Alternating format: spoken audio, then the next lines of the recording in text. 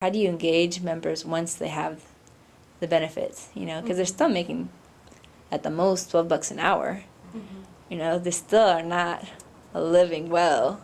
You know, they're still struggling and mostly, you know, still living somewhat from paycheck to paycheck. I mean, they have the benefits, but, you know, no one's getting rich by being a janitor, you know. And so, I mean, that's the hard thing is, like, you know, you've struggled so hard to get that.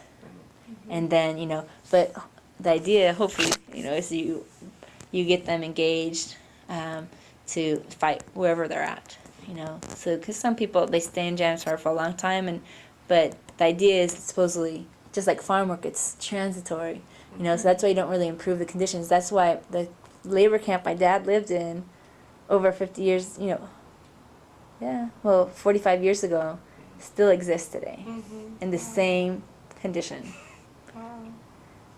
And now it's, you know, at least, you know, when I was down there like 5 years ago, I mean, still being used, you know.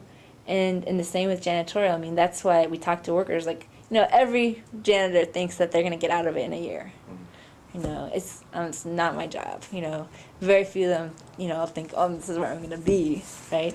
But, you know, as conditions are these days for jobs, you know, people stay in jobs that they don't necessarily feel is fulfilling, you know, because it's what pays the bills. And so, I mean, what, you know, I always talk about with farm workers and with janitors is, like, no matter what work you do, it's dignified work.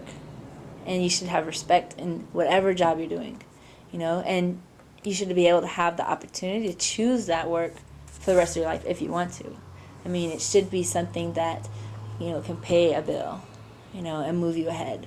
So, I mean, that's why, you know, even if they're thinking, you know, a lot of my leaders right now, you know, are ones that, you know, have been somewhat educated, or, you know, they are doing this as a part-time, they have their vision of what they want to do, but they've been there longer than they thought.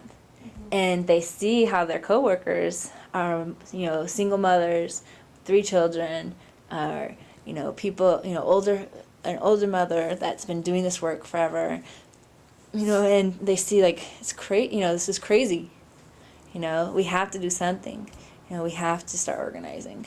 And because even if they're not going to be there for a long time, even if it's your part-time, you might as well make decent money doing part-time so that you can be able to do the other things you want to do.